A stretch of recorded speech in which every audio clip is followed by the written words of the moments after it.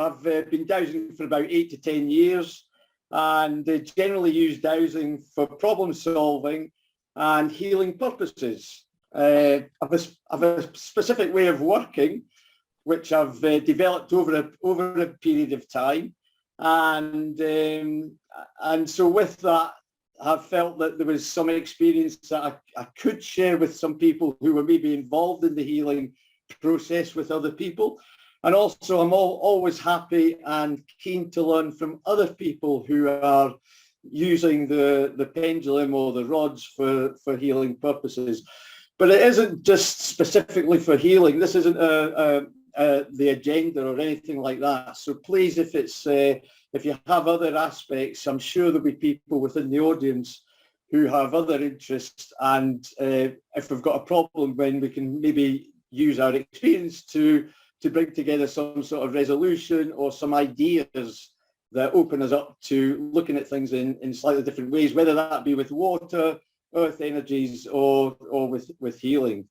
So that was really my introduction. You're asked on the email, or you were suggested on the email, that some of you may have already done that, was downloaded the biometer, and that was something I came across in an old dowsing book, and have subsequently used it for healing purposes and measuring of other items. So it's a tack I take on, looking at all problem solving from a dowsing point of view, and is understanding the problem through vibration. And I found it very beneficial, and it's something I would be keen to help others to use, and and to try to understand it in some ways. So, I don't know if any of you have used that, or have any of you downloaded it, or how have you used it? Any of you used it before? I haven't used it. You haven't, Martin? No. Did you download it? Were you able to download it? I printed this off, I think, from the email that you sent. Ah, yeah.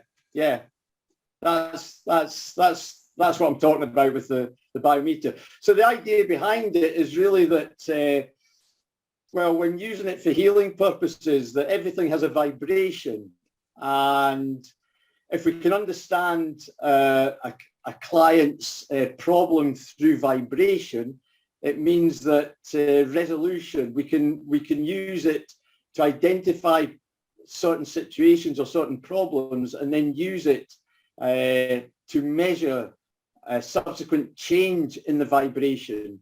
And with subsequent change in the vibration, normally comes healing, or the ability to start getting better. So the idea behind it is to use it as a way of informing ourselves as to what the issue is, and then to measure the result of the action taken. Does that make sense? Sort of, yes. And it's just it's like you do with any chart. So it's like, it's how I would use with any charts, that we just swing the pendulum in the search direction, and then ask it to show us the vibration of our intended target, or our intended query, if you like. And so by starting to look at things in a vibrational aspect, we can start to understand that with for instance, with health and problems, symptoms, there's associated vibration with each individual symptom.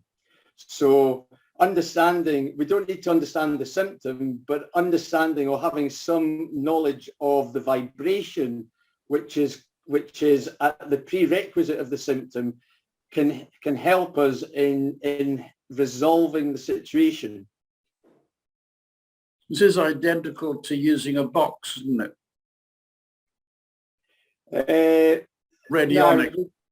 yeah, well, there's very similar similarities. Now, I don't know a huge amount about radionics, but I've read a little bit about it. And so I understand it is about changing frequency. Is that correct? Yeah. So we can actually alter frequency by using our intention and using and understanding it. So having the understanding of the frequency, we can then use the pendulum in the process to alter that frequency. And that's somehow shut myself off. Do you know what I can do to bring myself back on into picture? Oh yeah. Whatever you can do. I'm there, but I've kind of gone into Rosemary, you need to mute yourself. Oh, sorry. Thank you, Rosemary. Thanks, Mary. So the idea really is about is understanding that we can actually change the frequency that we're picking up from our, well, I call people, I work with horses or people or animals of all sorts of sizes, and we can actually, with intention and with following a structure, we can actually help to alter the frequencies that are emitted from the target, be it a client, a person, or an animal.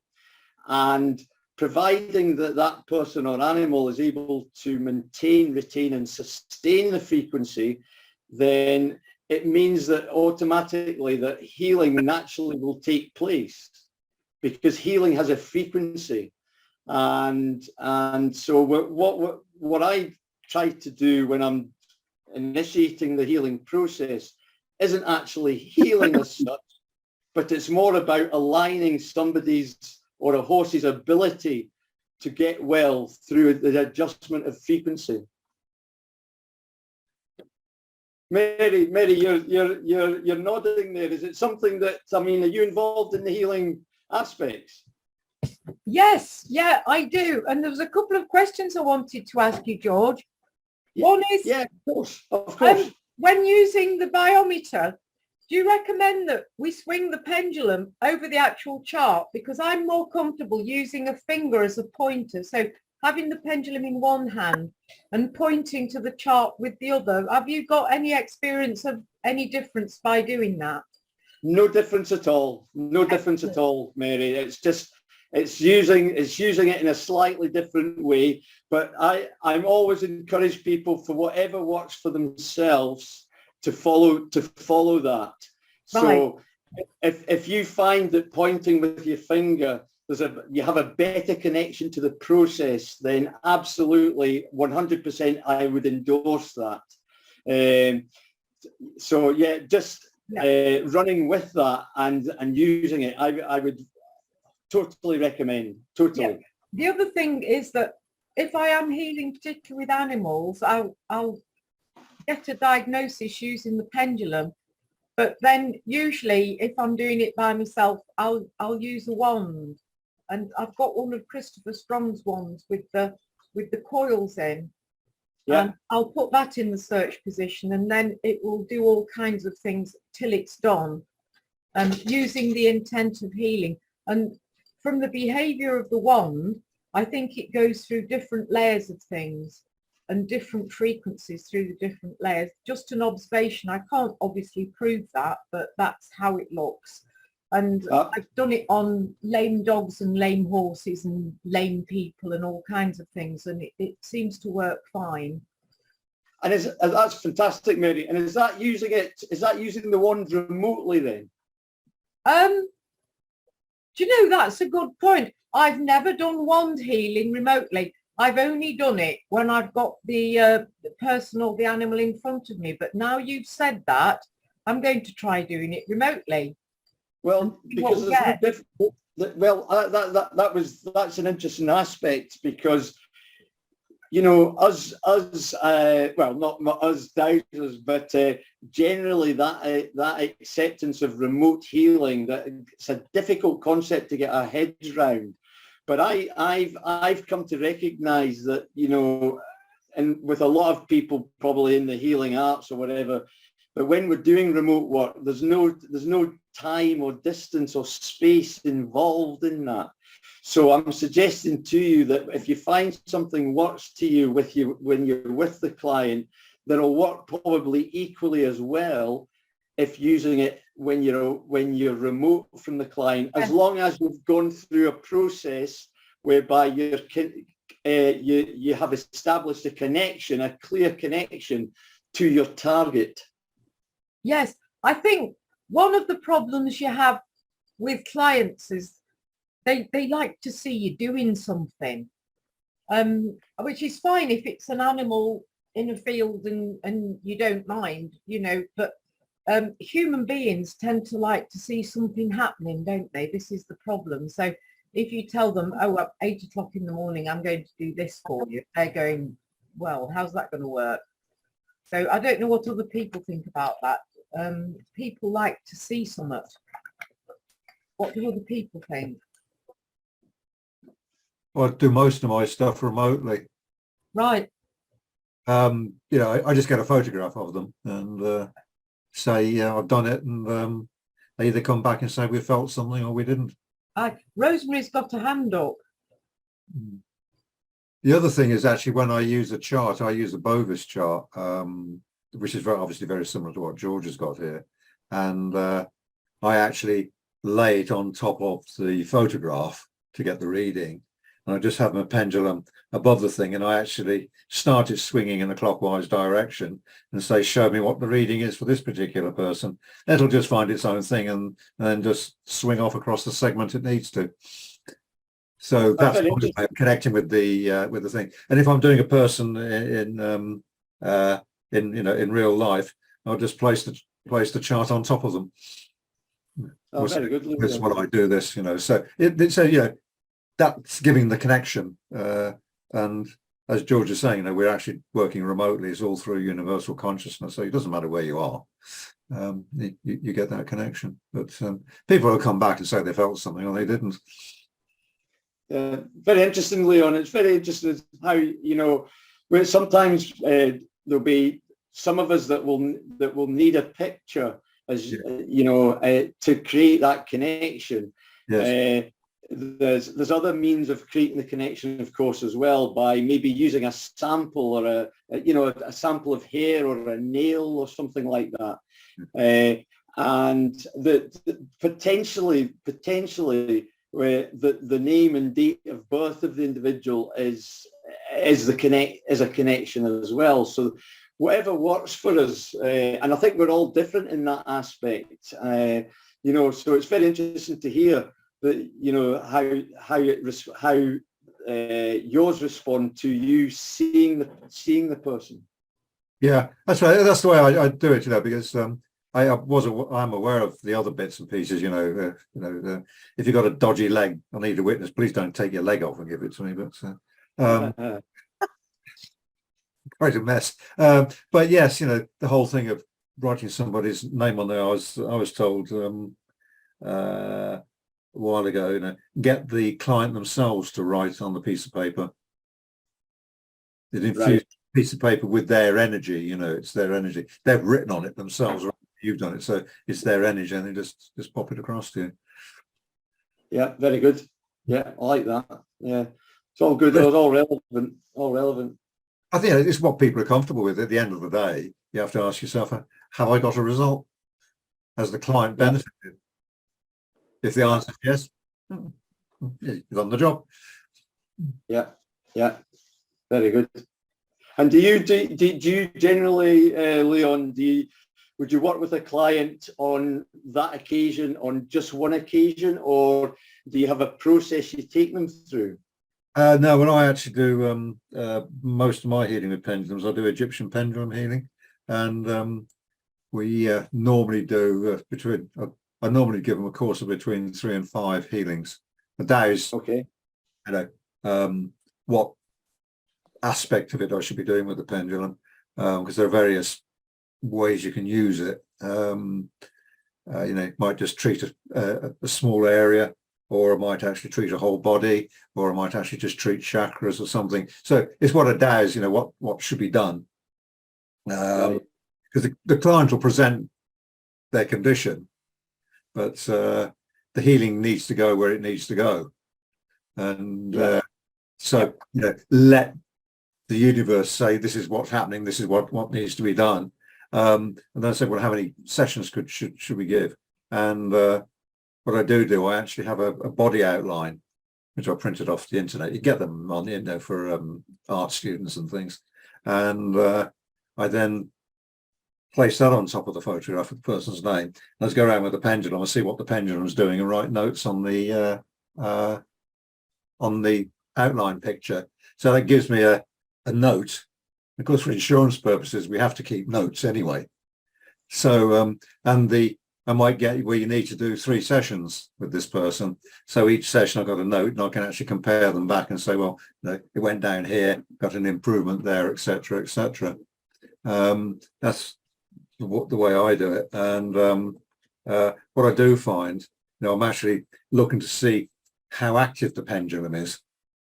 And normally on the first session, the pendulum can go quite hysterical at times. It's really just clearing out lots of crud out of the people's energy fields. Then after that, it then settles down, and we're just now into a slow progression. And when the thing starts to flatline out in terms of reactions, I think, well, you know, we ain't going to go any further with this. You know, you're done. Was these techniques you use, Leon, were they sort of self-taught? Were they come through you, or did you have somebody that was mentoring you through that process? But no, I didn't. Well, how did that actually happen? I just started writing these things down for myself, you know, and I go on a course somewhere and I come back and I write up notes and I write up diagrams, and I think, well, how am I going to do this? And you know, it just kind of evolved, really. And being as I'm an engineer by profession, we measure things. Engineers, we like to measure things, you know. And when you measure something, you write it down on a piece of paper. You write it on a drawing somewhere, you know. So this has come from. So it's my engineering training issue, you know. We said, well, that's the way I do it.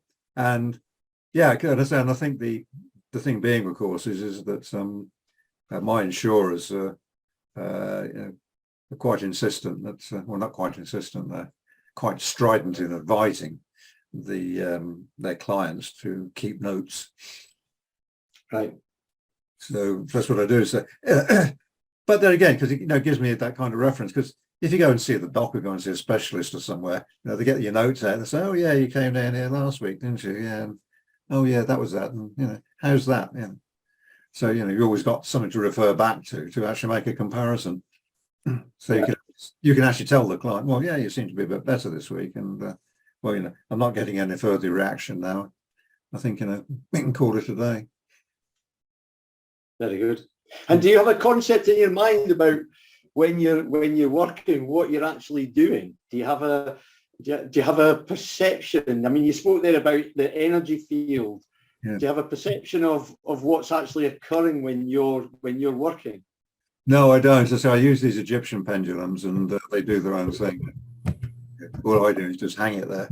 I don't have to actually say, do this, do that, or anything. I just ground myself and clear my energy field and just hang the pendulum.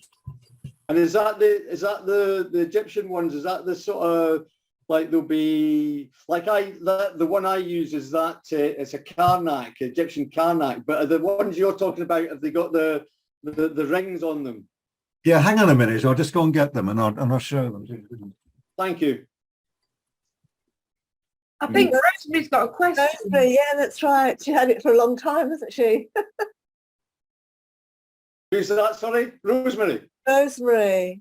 She's had her hand up for quite a long while. Oh, sorry. I must apologise. I can't see anybody else other than the person I'm speaking to on my screen. You don't see a hand top left? Yeah. No. All right. Hi, Rosemary. You're on mute, Rosemary. Rosemary. Is that better? Yes. Yeah. Sorry. Yeah. Okay. Yeah. Hi, Sorry. Rosemary. I'm a bit of a technophobe. Sorry about that. Yeah, I'm learning. Long way to go on that respect. But anyway, first of all, I want to say a big thank you to George, because I heard you at the symposium and it kind of went in, but there was just so much to take in, you know, I didn't do much. And then after the last session, I thought I must look into this more with this. And so I got the this out and had a look. And we've been working with people, and I suddenly thought, right, okay, has anyone got deficiencies? And lo and behold, yes, a lot of us have deficiencies. So I thought, right, I've got to look into this and find out what they are and why they are there and clear them, and what have you. So I asked lots of questions, found out what it was, and we started to clear things. A couple of things I noticed that on this chart, and it'd be interesting for everyone to try this actually, because I think the Schumann resonance of the Earth is now changing, because Earth's vibration, I think, is rising. It'd be really interesting for people to dowse that and work out whereabouts on the chart perhaps they think the Schumann resonance now is. Okay. Because that kind of affects how we need to be vibrating. We need to raise our own game, as it were, in order to keep vibrating in resonance with the Earth. And those, if you've got deficiencies, they will become more marked. So people are going to get more chronically ill or whatever. The conditions are going to get greater. At least that's how it seems to me. Please, everybody, douse it and see. Okay. That's it's a very well put, Rosemary. Thank you. I'm glad you're using it as a technique. It's a very simple technique to use, and it can be very informative once we start sort of understanding it in our own way. Just using it purely as a measuring technique, you know, irrespective of what we're actually measuring, but apart from the energetics that are being emitted, or the vibration of the body, and the energetics that are being emitted from the body, and it gives us real. Yeah, I haven't actually been looking at the figures themselves, because I thought they're not really as relevant necessarily, but mainly just getting the idea of, are people in the normal range? Are they low? Are they deficient? And if they are deficient, that is a big block to their healing. Can we do anything about it? You know? Excellent. And so we've been asking questions as to where it is, what it is, and it seems to affect, sometimes it's the aura, sometimes it's ancestral things that we've actually been doing, but we've been just thinking of them as blocks or whatever. We've never been thinking of them as deficiencies, or perhaps they're not quite as big as deficiencies. I do find the deficiencies have a big impact, because I scale the chakras, I scale what we call the dantians, which are the crossover points between the physical and the energetic body, because I see the physical body being one side with the 3 methods of communication.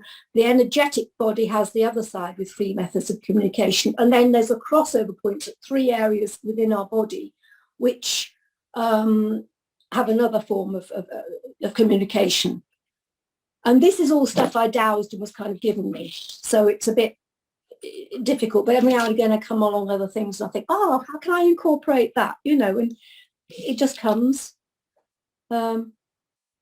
But they're big jumps, the efficiencies. They can be anything up to about maybe 10% of something, which is a big, big jump in my book. Well, the whole thing about our energy and our energy reserves is, you know, for us to have symptoms, for us to be unwell, we have to have lost energy. We have to have depleted our energetic reserve.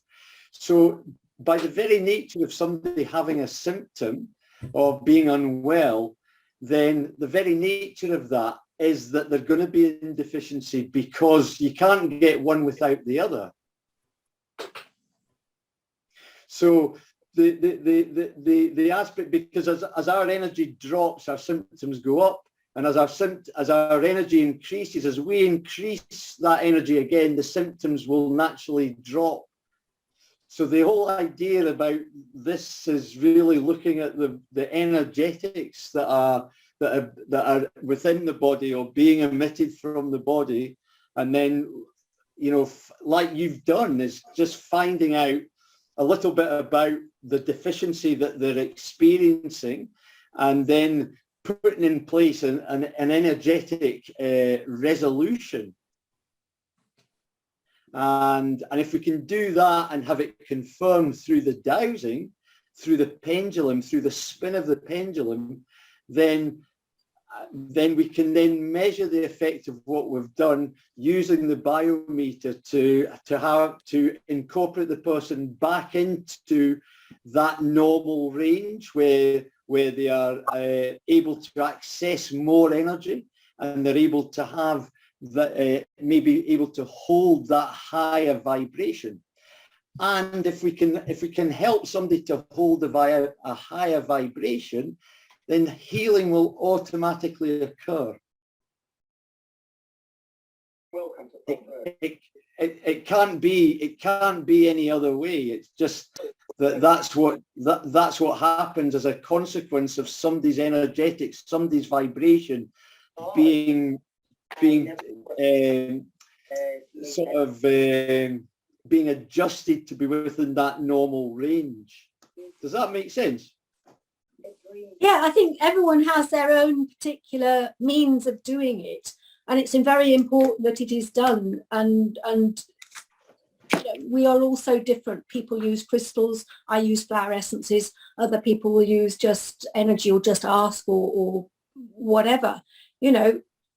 But everything is aiming towards clearing those blocks and moving the people on and enabling their energies to clear. Absolutely. But it's interesting to know if you can get some kind of idea in their physical body of what it is you're actually doing, which is what I kind of asked for in the first place when I started out, because I didn't want to do something without understanding what I was getting into. Can I just jump in, Rosemary, and ask you about, you mentioned the flower essences. Do you send flower essences remotely in a process? I'm not able to do that on my own, but I work with a friend and together we are able to, yes. Ah, right, okay. Together we can. But it's also a question of the level you work at, I think. And we do work at a very deep level, because people can work at lots of different levels. Some people, when I took my kids, when they had issues, to kinesiologists, they would balance things. They just pulled everything back quickly, so it worked fine until the next thing came along, and then everything was upset again. You know, I did Jack Temple's course, and he would go a lot deeper and often go down to the analogy I use is a tree, really. You can sort it out with the leaves, or you can kind of work to the branches. He would go down to the branches or even to the RNA level. I decided I wanted to go right down to the DNA. So I tried to get to the root cause, the absolute root cause. Yeah, well, it's paramount if we've, if people work at different levels. Yeah, I suppose it's just what we understand, I suppose, isn't it? Yeah, it's all a question of where we're at, and it's all helpful for the individual. It all helps clear. So, yeah. Mm-hmm. Yeah, interesting. Yeah, Mary's got a question, George. I've got a question for Rosemary and a question for George, actually. So I'm getting two for the price of one here. Rosemary, when you say you work at the level of the DNA, there's lots of other things that come along with that, isn't there? Because there's all the epigenetic influences on the DNA that come from our ancestral experience. And then how does that work in with our karmic body? If you're just looking at the DNA on its own, surely you've got to look at the epigenetics. We do. We deal with causes, effects, triggers. If you deal with the cause and the effects and the triggers don't have any effect, then they disappear because there's nothing to trigger. Okay. The energetic body is a completely different thing. I mean, yes, it can affect, the emotions can affect DNA if they're there long enough. But I mean, chemicals, if they're in the body long enough, will actually get down to DNA level, and there's so many mutations at the moment. You can take readings of people and ask what their overall toxicity is at a genetic level and get that. Half of us are going to get cancer, is it, in that case? Well, carcinogens are another issue. I mean, you know, that's another thing I was taught about. But anyway, yeah, the energetic body is very different. And if you want to improve your own overall vibration, then you really need to look at past lives, and you need to look at improving the purity of your chakras. Because chakras are like a camera system. They're like the aperture of a camera, their purity, and the function is whether or not it's operating fully, kind of, or whether you've got your finger over the lens or dust on it or whatever, you know. But if you deal with past lives, then you're actually increasing the size of the aperture, which means that you can get more light into your body, and it improves the communication of the cells within your body. And the energetics depends on electrical, magnetic and light communication. Thanks, Rosemary. That's sorry, very full. Very full. And a question for George. George, when you're looking at people's vibration in their different body systems, two questions. One is, do you have a body systems chart that you're working with, as well as the biometer chart? And the other is, do you find that the vibration for everybody, for say their lungs, is the same? Or do you have to ask for what that specific individual's ideal vibration is for healing? In other words, are you doing a one-size-fits-all, or are you asking for that individual's ideal vibration for healing to be restored? That's a great question. Thanks, Mary. Well, I work to a system, Mary, that I created. I use a report, a personal report, and it's a document I created through trial and error over a number of years, and I've compiled a system of working into a report. So when I'm asked to work with somebody, I go through a process whereby there's certain things that I look into and understand the individual, understand their symptoms through vibrational aspects that are emitted.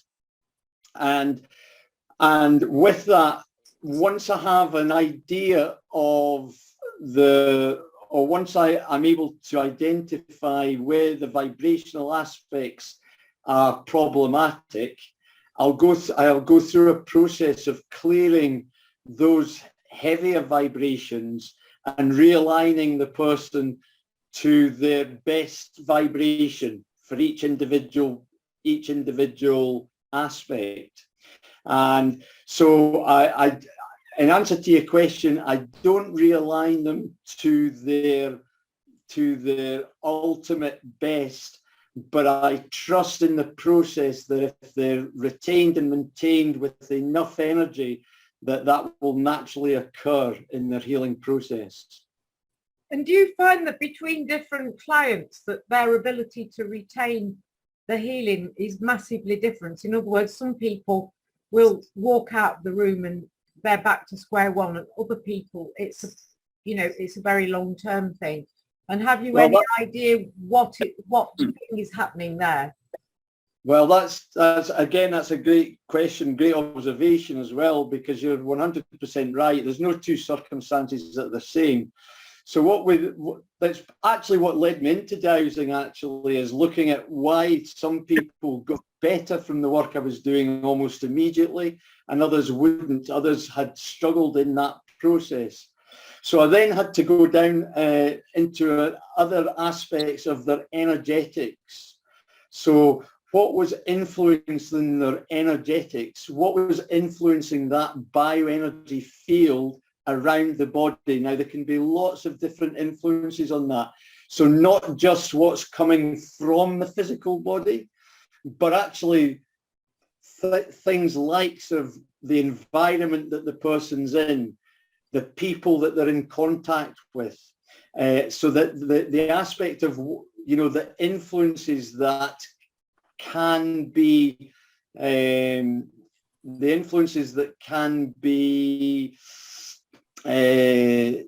you know, influences that I know about that can possibly affect the bioenergy field, the electrical field around us. That could be outside influence as well as interior influence. So when we're looking at the physical body, looking at the emotional and mental aspects, the chakra system, the meridians, the mama system, we're looking at that within the body. But as well as that, on the external aspect that can influence that process. So, you know, the living conditions, the vibration of the environment that the person's in. For instance, if resetting the vibration of an individual and bringing it back within the levels required where healing takes place. If healing isn't, if there's regression there, then we have to start looking out with the physical body. We have to start looking at, well, what's impacting that process? So there can be things like sort of, you know, the vibrational aspects of a person's bed, for instance. We all know about dowsing in the sleeping position, etc., etc. So we have to look at things like sort of, even down to the aspect of the direction somebody's lying in their bed at night time can influence their vibration.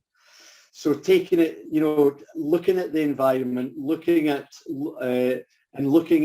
things, you know, like sort of more esoteric things like sort of entity or spirit attachment, holes or tears within the auric field, cords to, you know, cords to our pets or cords to other members of the family, you know, energetic cords where we're constantly losing energy to a situation or to a family friend or a family member or a family friend for whatever reason. So we have to identify the influences that are affecting or that are negating the energetics once the person is realigned to being within that natural or normal range. So if you were treating somebody, ideally you'd want to have a series of treatments where you're also looking at their environment and their relationships and everything else that's going to keep pulling them back to that unbalanced position. Well, it's what I do in the report, Mary. So I look at these things in the report that I compiled, because I've known through my own experience that these things can all influence our energetics. They all have a part to play. So within the report, we have you know, there's an aspect of, we're looking at the interior aspects, the brain, for instance, the levels that are emitted from the brain, the different parts of the brain, the control center of the body. So identifying the brain parts and then working through things like all the different systems within the body, and then the energetic systems of the chakras and the meridians, etc., etc. So what compiles the whole physical body? And what I find happening within that report, Mary, is that things keep getting validated. So we find something in a particular area that's then validated through the process. So as a dowser, it gives us confidence that we're because we're finding the same aspect in different areas, not in different areas, but through our understanding of different things, it's validating a certain situation.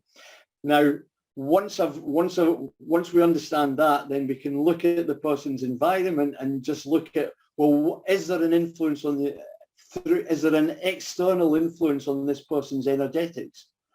And we can just ask the question, and then there's a system a simple system I use just to go through to find out what is detrimental for this person's energy field. Is there something detrimental with this person's energy field? And it's the same with horses. And one of the biggest things, and just in my experience, and just dealing with horses, one of the biggest things for horses externally is the toxic combination of electrical wiring, underground water, and rubber matting within the stables. And so, you know, when you come at it from that point of view, when you have an overall picture of the external and the internal, then it lets you offer a solution, you know, to the overall picture. And then the ultimate dows, or the final dows, will be to clear all of these aspects and to reset them. So I don't individually go through each one and try to alter each one, but it's having an I suppose having the awareness, or what I think is awareness of what's occurring, and then holding that awareness in order to help somebody to create the condition that's then required for healing to occur. Oh, thank you for that. That's really quite helpful. You said did you say it was called a profile that you go through? Are you willing to share that with us, or is that just one of your tricks of the trade and you're not going to share that one? Sorry, Mary, I lost you there. What was the profile you said? You said you go through, did you say a report or a profile? Yeah, well, I got, are you happy to share that, or is that for a personal thing, you're not sharing it?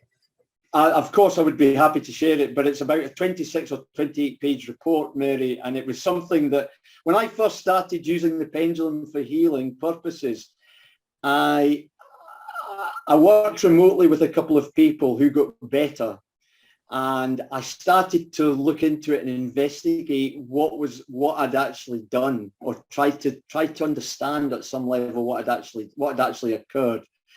And the report that I work to now is a culmination of all that investigation. So there's not just one, you know, there's a whole different range of aspects contained within that report, but it's all things that I've looked into, investigated, and if I found it of value, added it into the report. And probably the biggest thing in that, the biggest understanding of that, or the biggest influence of that, is in dowsing into the brain, and that came through learning and understanding about a process that I learned about, something called German New Medicine. I don't know. Is there anybody else that has got any knowledge or any awareness of German New Medicine? Apart from having heard the name, sadly not. Could I just interject, George? You know, we're running a series of Zoom talks by members and others on a monthly basis, and we're asking people to do talks and also like workshops. Oh, I forgot the name of it now. Masterclass. That's right, masterclass. And I think, George, what would be lend itself here is if you did a masterclass on this subject at some time in the future, when on the series of Zoom talks, and that time, which we'll plan in the next month or two, if that's okay with you.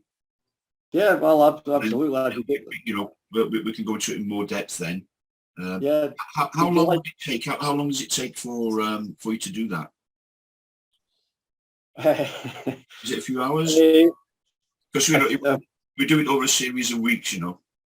Yeah, well, I mean, it's a good question, Richard, and it depends how deep really people would like to go, but I certainly, you know, there's 2 or 3 hours can cover some of, you know, there's a basis of covering some of the stuff, but going into the aspects that I was just speaking about with Mary there, you know, regarding the aspects of the brain and looking at it in conjunction to vibrational aspects, there's a lot involved in that. So that's not something that's just that can just be understood, if you like.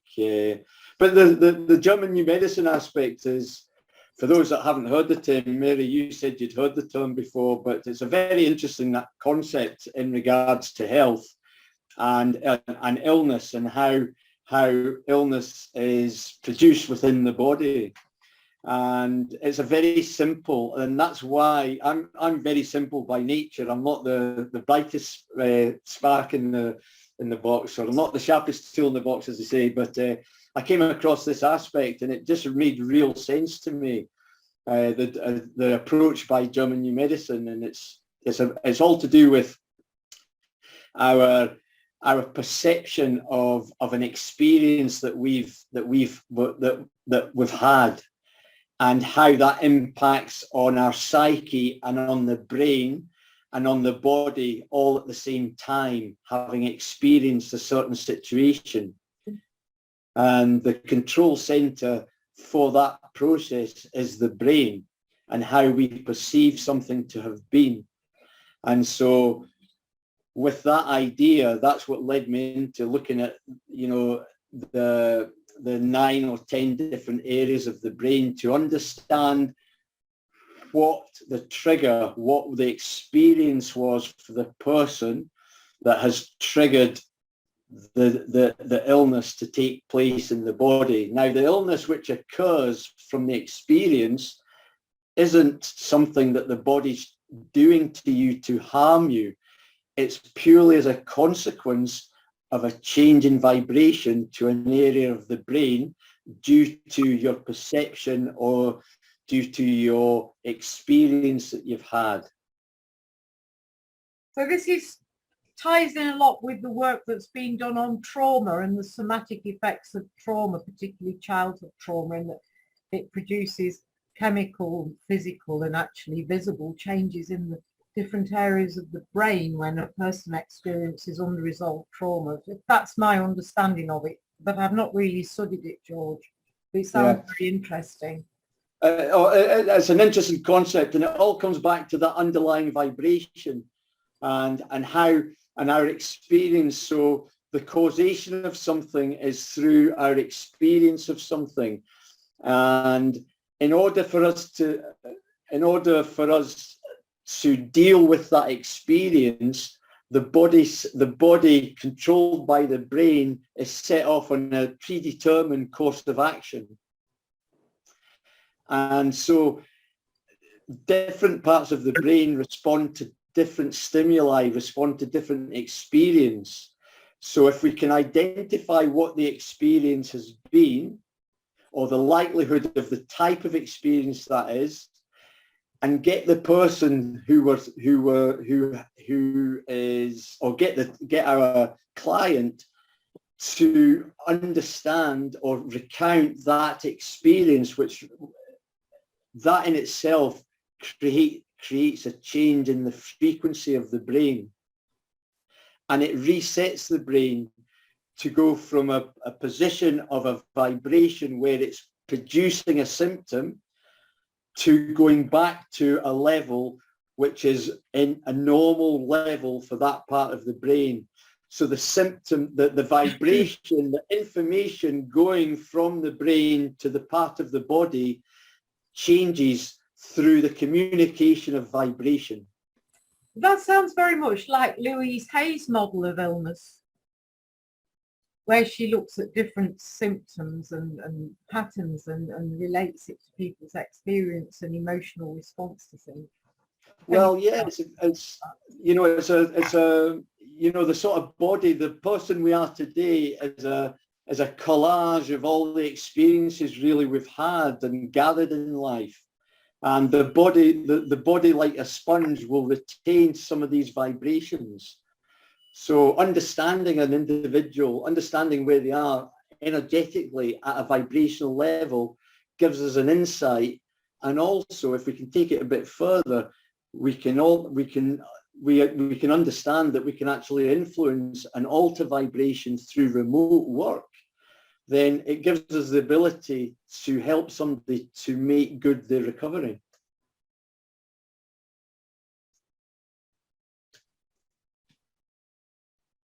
Could I, sorry, George, could I bring Leon back into the frame? Yes. He went off energetically to get his pendulum, and when he came back. Yes, thanks, Richard. Yeah. Okay. Yes. Right. The pendulums. I used two. They're the traditional pendulums which were depicted in the iconography of Egyptian temples. The design of these things goes back over 5,000 years. This is the first one I've got here. It's the Isis pendulum. It's a 6-bar Isis pendulum. It's a general healing pendulum. It's said to have quite a soft energy. So yeah, that can be described, if you like, a bit like a home first aid kit. This one is the Karnak pendulum, and this is quite a powerful little thingy, teardrop shape. Oops, what's going on there? Well, hang on, put that in front of my face. It's a teardrop shape, and it gives up quite powerful and very strong energies. That can shift all sorts of things, or tries to. So what I tend to do is ask my charts what I should be using, which pendulums. But if I am using this one, I always conclude with this one to give the client a bit of a rub down with a more gentle energy. Now, these pendulums, when you buy them, they'll come. What they do, they actually give off, their shape gives off energy. You know, they generate a high frequency color energy or radiesthetic energy, and these two will naturally give off a white energy, which is a healing energy. But to get the best use out of them, they have to be tuned, and these have been tuned to make them very much more powerful. This one will go through the complete range of rainbow colors, chakra colors, whatever you want, plus what's known as a few temple energies. This one is tuned to black and white, and a couple of temple energies, and they are powerful. Now the thing is, to get them tuned, it does take a process and a procedure. I don't know if you've ever heard of a lady called Maria Wheatley. She's written quite a lot of stuff, and her and her father, her late father Dennis, they really got into this stuff, and I believe Dennis actually only took up dowsing when he retired, but he was extremely good at it, and was to teach at a local college in Swindon or something. But they really got into this stuff, and these pendulums were noted in the I say the iconography and the friezes and the frescoes of the temples, and you see that they're being used as healing devices. But we said, what's that? Then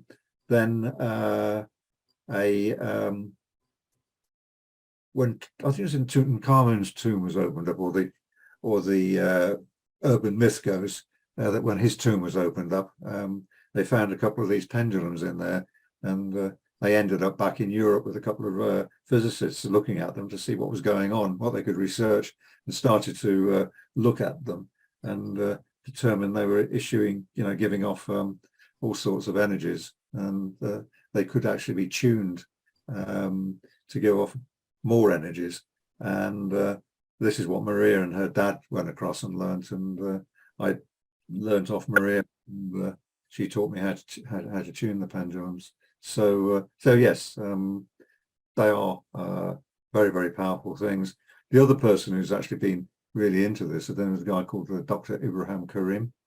He's a Egyptian gentleman, surprise, surprise, who's a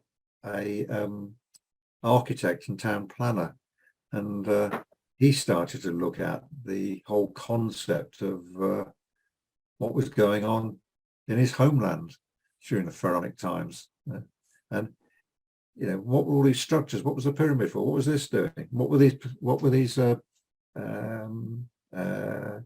pendulums doing? And he actually made a trip to France to meet the descendants of one of these researchers, got loads of notes and was allowed access to the notes, and then started to do a complete review of what was going on in ancient Egypt, and he determined that there was some of these energies being used in combination to actually create a harmonious environment. And he now uses those energies to calm down wide area electro smog from mobile phone masts and things like that. There's some well-reported stuff on some work he did for Swiss Telecom in Switzerland.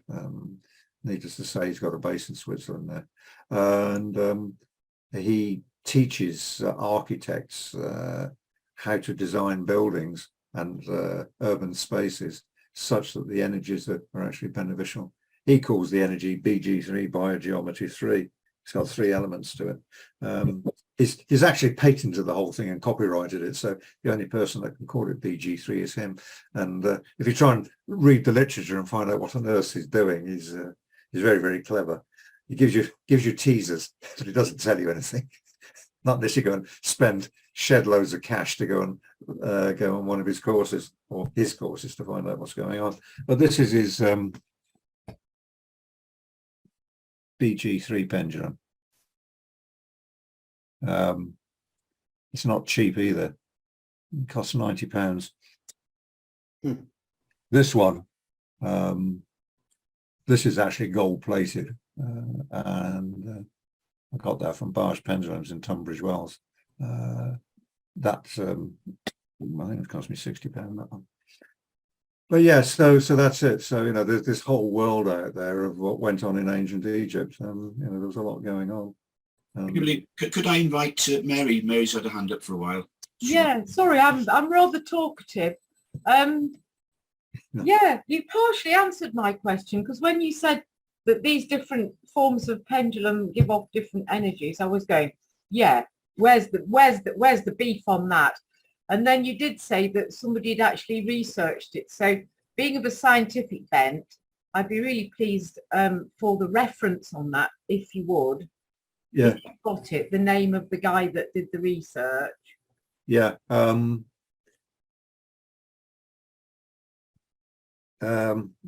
Schummery was the first one. Could you spell his surname, please? Yeah. Hang on a minute. Just hang on a minute. I can. I just need to look it up on the computer. We could do with the WhatsApp group, then we could drop messages to each other, couldn't we? That would be here it is. I've got the names here.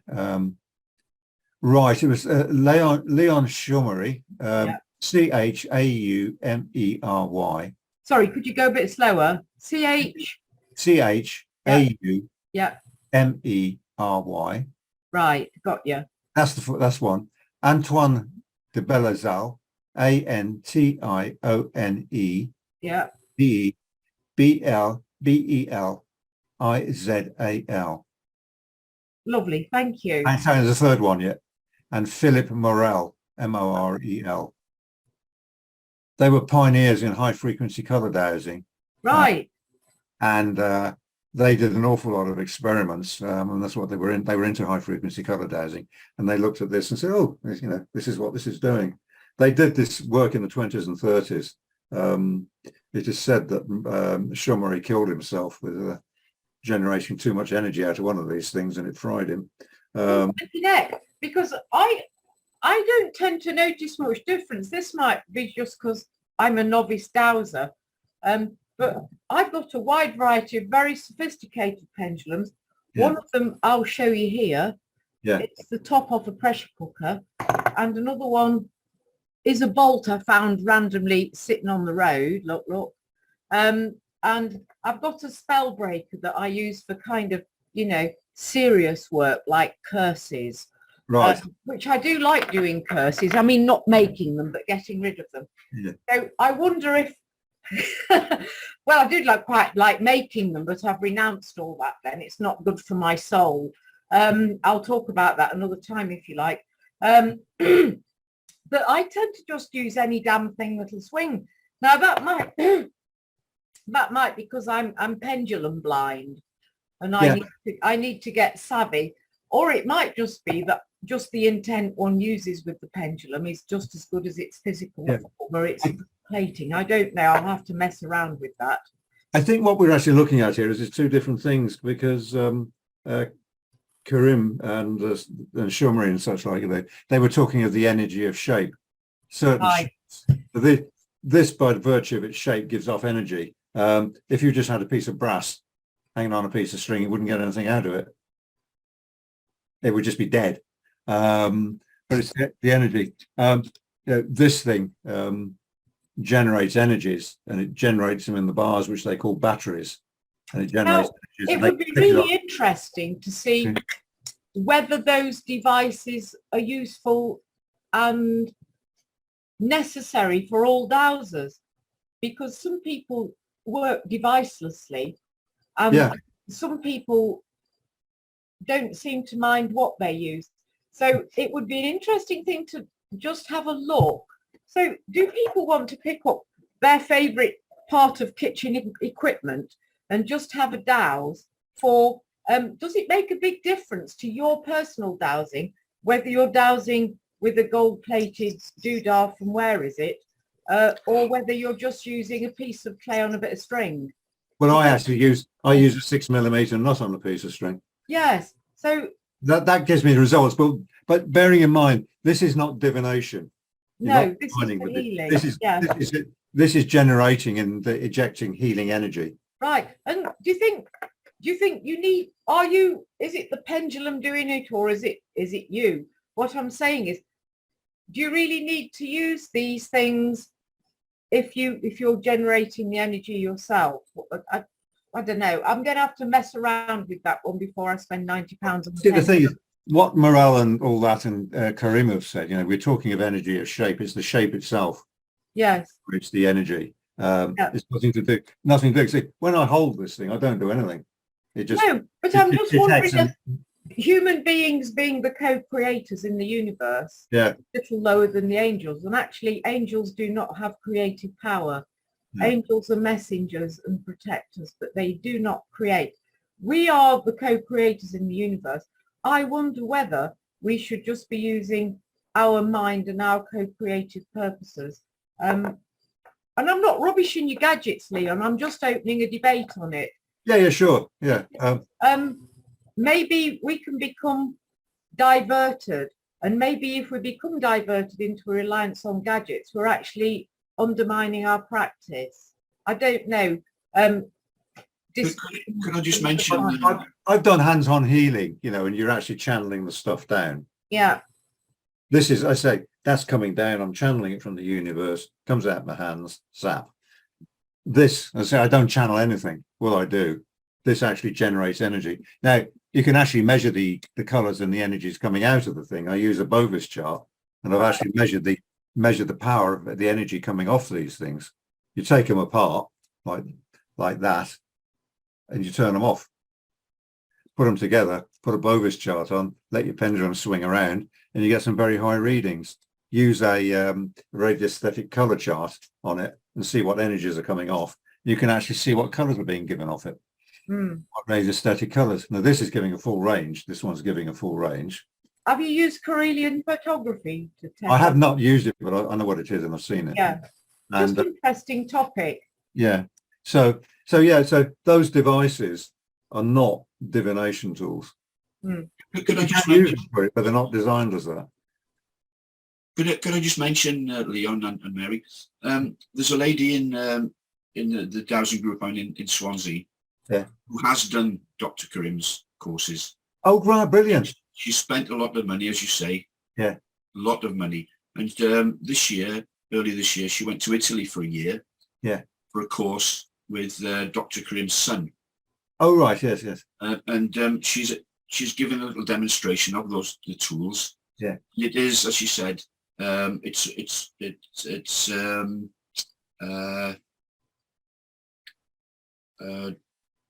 geometric. Yes. It takes the human out of it. It does, yes, it's absolutely, Yeah. So it's all done, as you say, by the tools. And when she starts doing work with the pendulum, she lets the string drop down and until it swings, and she gets the measurement of the string, the length that is needed. Yeah. And it's very, she has tried to explain it slightly, but they're very restricted in what they can tell us. Yes. Because they're signed up to confidentiality agreement, with the Dr. Karim's fraternity. Sounds like a cult. So? Sounds like a cult. Cult? No. No, it's not a cult. I think not at all. What he's doing, he's just protecting his IPR. His IPR. If it's not a cult, it's a money-making machine then. I'm sorry, I'm just a bit skeptical about these, you know, oh, I've got all this esoteric knowledge. Well, I've got a bit of a pressure cooker on a piece of string and a bag and do everything he can do, and I'll put money on it. There's one thing with this pendulum and some of the other derivatives of it. You don't need to hold it. You can actually take a witness photograph of it of somebody, put the pendulum on a stand, and have it there sending energy into, and then you walk off and go and make yourself a cup of tea. Come back 10 minutes later. So what I'm hoping is I'm going to invite this lady to talk at either the symposium or the conference. Yeah. Well, I'm going to put a challenge down. You can set a pendulum off to do something, and I'm going to put intention into a potato, and we're going to put them side in different places, and we're going to see whether the potato is as good as your pendulum, because I'm a combative and investigative sort of person. And, you know, the minute I start to smell a bit of money-making bullshit going round, I'm going, right, let's have a look at this then.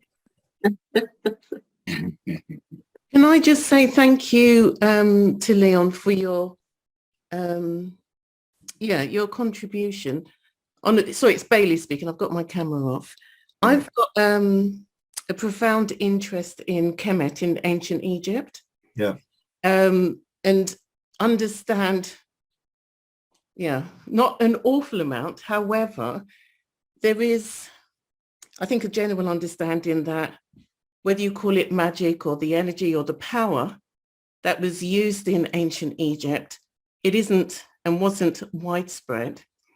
And I think the conversation and your contribution as well, Mary, has made me, if you like, reflect on that when you have, whether it's power or knowledge, that can be used for good or not good, that it does require a certain amount of protection, I think. So that's my own take on this.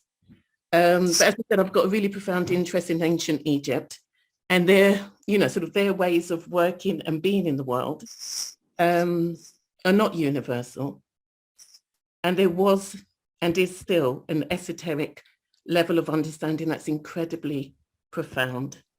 I've just recently been, if you like, guided to revisit, to research, because some of the, sort of things that, even the little things that I've started to research, it's just really incredible in terms of the potential. So I just wanted to say thank you, for your presentation and being so open with what you know. I appreciate that. Thank you. I've got nothing to hide. Yeah, no, I appreciate that. Thank you. At the end of the day, I wave the pendulum over to somebody, and if they say, yeah, that worked, thanks. I also like the distinction that you've made between divining and, what these tools do. Yeah. In the sense of the energy that they emit. Yeah. See, it's founded, for me, the thing is, it's founded in research. Yeah. Yeah. So, yeah.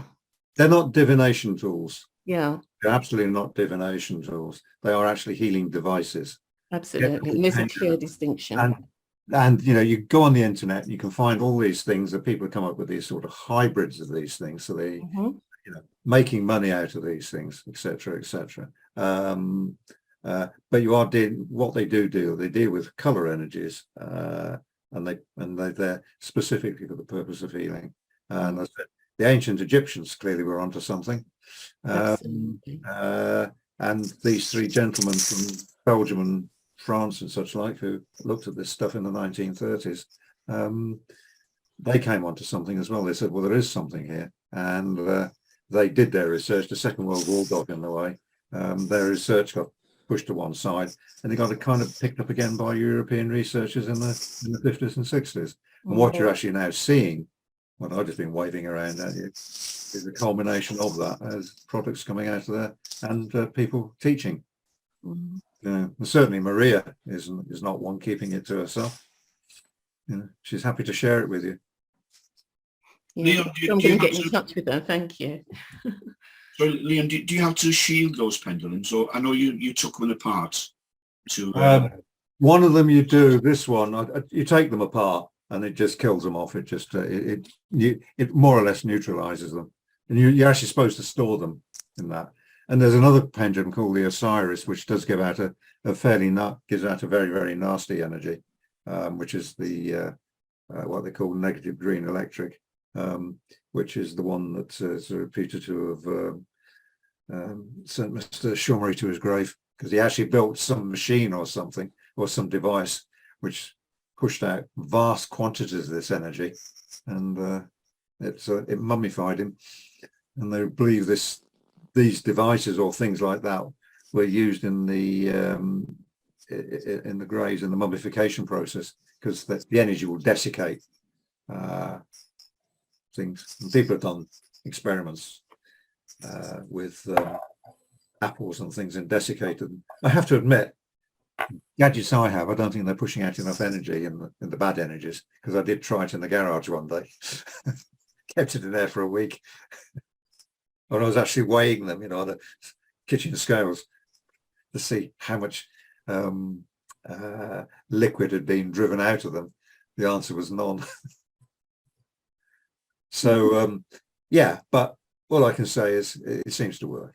It's you can call it woo-woo, juju, and I don't know, call it what you want.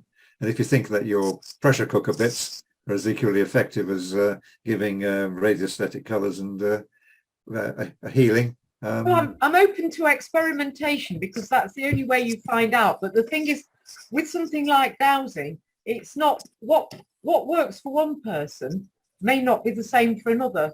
So maybe your things work really well for you, and mine work really well for me. And it doesn't mean to say that if we swap tools, we get good results. I think where you're going wrong, Mary, there. Excuse me for saying that, but All right. This device doesn't require this device requires me to hold it. As I say, you can actually put the device on a stand in front of a witness or in front of a person, and it will radiate the healing energies. You don't need, with dowsing, you are in the loop. You as a human being, as an entity, a sentient entity, are in the loop between the universal consciousness and whatever energies is around, which are coming in to make your rods or your pendulum dance around. With this, you don't need to be in the loop. Well, what is in the loop then? Sorry? What is in the loop? Something's making it work. Yeah. You just get out for note. Well, the contention is by these people who researched it is the actual shape of the device which is generating the energy. Yeah, but shapes don't get energy from nowhere, because that's against all the laws of physics. Well, this is where you're actually going into a higher realm of the laws of physics. You're going into the quantum field now. Anyways, I'm sure it's all very entertaining. I'll have a look at the research these people have done. Yeah, look them up. You'll find some stuff around. So, if you the original stuff was all written in French, and I don't think you're going to get access to it because I don't think it's ever been published. Although Karim actually did get access to it. Yeah. Leon, thanks very much, and Mary, thanks for your contributions there. But Leon, it's very interesting, and what it brought up for me was when we're talking about shape and energies being given off, etc., etc. What it brought up for me was how each of us may be, how we understand healing. Yes. And so, is it the aspect that for the person or the host needing healed, is it that they're needing energy? So they're needing that aspect that we're in a position where we're needing to give them energy. Or if you flip that over, energy is available to them through the release of their blocked energy. So yeah, it's maybe they work in a different way, maybe in a way that we think about the process of healing and where we're coming at from it as a person doing this work individually, and the process that's in your mind, whether or not you're giving healing actually giving energy to an intended area or target, or whether or not the energy at the intended target is actually blocked, and you're acting as withdrawing that energy or releasing that energy. So it might you know, it might give a little bit of an understanding as to why that might work for one person and maybe not another person. What I have found is, you know, some people you can, you know, with hands, you know, I have done hand, you know, laying on of hands or hovering of hands. You can't, a bit difficult to lay on these days, where we go these days, the hovering of hands over somebody. And some people say, oh yeah, that was great, you know, wonderful. Another person say, if Mary would are like, you for real? Come on. if Mary would, hello Mary, if Hi. you'd like to come to the Gower, we have a stone circle which uses radiesthetic colour healing. This Yeah. is the plan. Yeah. Okay, what's Okay. the rate? What you do is you ask permission Yeah. to enter the circle, and you douse which segment or segments are appropriate for me today, where I can stand in the section and wait for the healing to be given to me. What did you say? What's the name? Yeah, is there a date that this, is there an event happening there at the Gower? No, you just go to the Gower Heritage Centre Okay, and ask where's your healing circle, and then right. Well, we've got 9 ladies very close to where I am. I don't know if you know the 9 ladies. in remind They're very between Ashbourne and Buxton, near, not so far from Maple. Tell me about them.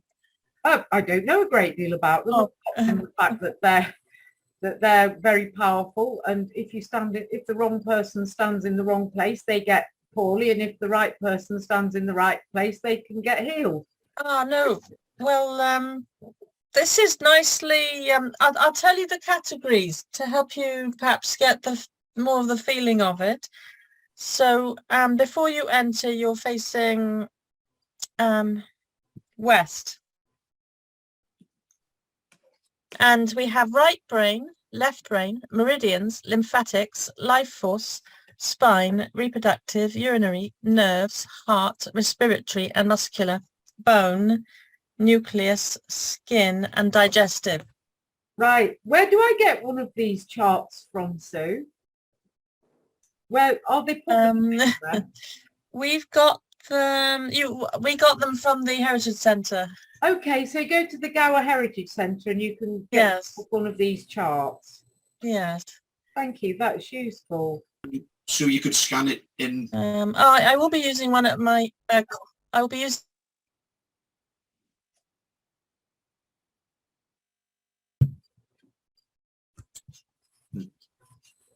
Gone quiet. Yes. She seems to have frozen. Yeah, could be badly. It's a bit like the Jack Temple stone circle idea, really. Can I just say about shape? I think it's very powerful, and I think probably it depends on the person. And you know, the quantum idea of you see things either moving like a video or you freeze frame them. So I think it's a bit like that with the shapes. They can be either moving or still. And it's the person who's using them, who's with them, that actually almost activates it in a sense. So your intention of wanting it to do something, to send energy to somebody, actually empowers it to do that. If you see what I mean, starts off that idea. It can, otherwise it's just there, sending off energy if that's how you see it, or just still if you see it that way. You know, it's a bit like crystals. They can be programmed. In the case of crystals, they can be programmed for a lot of different things. But shapes are perhaps very similar. Are you talking about sacred biogeometry shapes? Yes. Oh yeah, definitely. Well, But with the placing of the stones, you douse to the correct position when you're building a stone circle. We have an expert stone circle builder in West Welsh. Yeah. Mr. Temple, what's his first name again? Jack Temple. Yeah, I think it just sounded like Jack Temple's. Yeah. Yeah, so I was just saying you're right about that. What Sue is trying to say, Jack Temple built that stone circle at the Heritage Centre. With All right. the chap who Built owned by, it, okay, built Yeah. by. yeah, the chap who owned it and helped Jack build it, he's called Ken Church. So he had a church and temple building this. Always amuses me. Yeah. But what we can do, we can scan the stone circle diagram and send it to you or anybody else that would like it. It's in Jack's book as well. It's in Jack's book. Okay. So, where I understand it at the moment, so that's the radius. These are colours Yeah. which they're going to heal each category. But then, of course, there's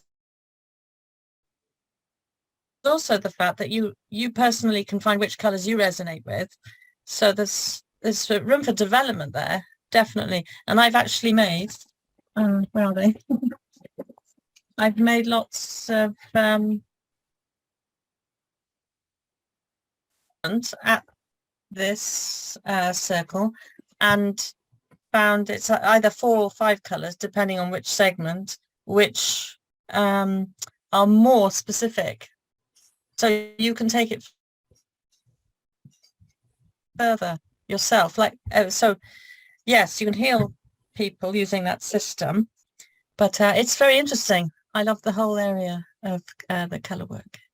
It's very interesting indeed, actually. It's a whole new dimension. I think that's Well, actually, time's getting on. It's 8:30 now.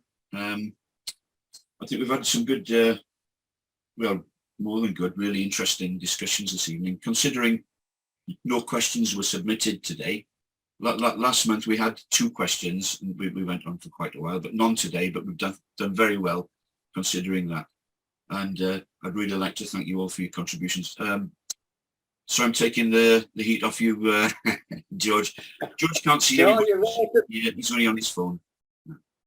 But you're welcome, Richard. Thank you very much. And thanks for everybody for coming on. Yeah, can I just say? Contributions. Yeah, can I just say Diana's sent everyone a chat message that she's found a copy of the book by Chaumery and Belizal. Belizal, is it? yeah, Belizal, yeah. But you need to be able to read French. I could only find it in French, I'm afraid. I think, to be honest with you, it's never been translated. I We believe. had a talk at the BSD, didn't we, a few years ago on these pendulums, actually. Yeah, I remember that. Was that by what's the name? It's gone to America. Lady from America. Yeah, was it Sandy? Sandy Mackenzie. Yeah, Sandy Mackenzie. Okay. Yeah. I've watched one of her videos. It's very interesting on this. Before we go, Leon, do you teach at all? No. That was a definitive no. But I do, but I don't think it's appropriate for this. It's I teach on regulations pertaining to the control of aircraft design officers. I'll pass on that one, thank you. Yeah, I thought you might. David's got his hand up. Can I say a quick word? I was working with Sandy Mackenzie, who did the talk on pendulums for 20 years, running the Sussex Dowsers. When we first started, when I first joined the Sussex Dowsers, she taught that you can use any pendulum and it's not the pendulum, it's the person. She then discovered scientific pendulums, right? And she went really hot onto, because she found she could sell them. And she flogged that and argued with me for about 15 years. And then just before she went back to America, she was doing some work, kind of healing type things, and she didn't have any pendulums with her. And she did it without them. And she came running up to me the next time we met and she said, oh, you know, I did the whole thing without a pendulum. Yeah, so I said, well, there you are. It just goes to show you a pendulum is a pendulum and it's you that's the power. And she said, go away somewhere. So Did yeah, that I just begin with thought an F, David? it did, yes, which was quite Well- unusual for Sandy, but hey. Yeah. Well, I can say that if you want to, you can radiate colours through the palms of your hand. You Well, I can do teach that people with how to intention. see them. I teach people how to see that whole spectrum of colour Yeah. radiating from the body, through the body. Yeah. In fact, if it's all right with Richard, I've done a post which I put on Sussex Dowsers page, but I'll share it with the BSD, explaining that aspect of what I see. Is that all right, Richard? Yeah, I'll put it on in a minute. But it's yeah, so I have a very different take on all of this, which is why I've kept very quiet all the way through. Try not to upset anybody because I'm notorious for it. Well, a still tongue makes a wise head, and I'm afraid I'm notorious for upsetting people, but I just really like to debate things openly. You could join in my chats anytime. Yeah. I'm what's called here a bit of a gobshite. Well, that's all right. I like a good, strong opinion or a good discussion. I'll shut up. Sorry, the gentleman who's actually got BSD there. I don't know your name. Oh, sorry, it's Richard. Richard, I did offer my, when they were going out, asking for people to give a talk on the, the monthly Zoom. Yes. I did actually offer my services to talk about these pendulums, but Right. Well, we're going through it. The people on the list. There's about 30 people on the list. Oh, okay, fine. Yes, okay. Yeah, we haven't forgotten you. No. Yeah, it's fine. Okay, I just wondered what was happening because, yeah. So yeah, okay, fine. Okay, so if You I'm, make a phone call one day. yeah, okay, yeah. It's A great. talk will do for me, Leon, if it's not training. I'm very curious, very interested. Right. Okay. I think it's a past life in Kemet. Yes. Okay. Yeah, could you say wrapping up then? It's nice to see. Where are we? Oh, we can't see because of these all these boxes. Right. Oh, Barry from Canberra. Brisbane. Brisbane, sorry, Barry from Brisbane. Nearly time for breakfast now, Barry. Just about. Yeah. I think he's going to bed now. But we had an international Zoom call on the 5th of May. And some people from Australia came on. We lasted 15 hours, and some people from Australia came on late at night, and then they came back in the morning, which was interesting. Okay. Croatia, America, Canada, France, Ireland, all around the world. And people enjoyed it so much that they've asked for us to do it again. So I'm going to run another one on the 3rd Sunday of August, but it'll be for 24 hours. And I'm hoping to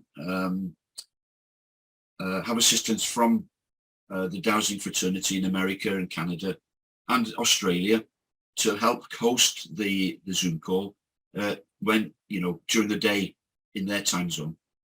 So if you look out for that, Barry, and tell your friends, your Dowsing friends, or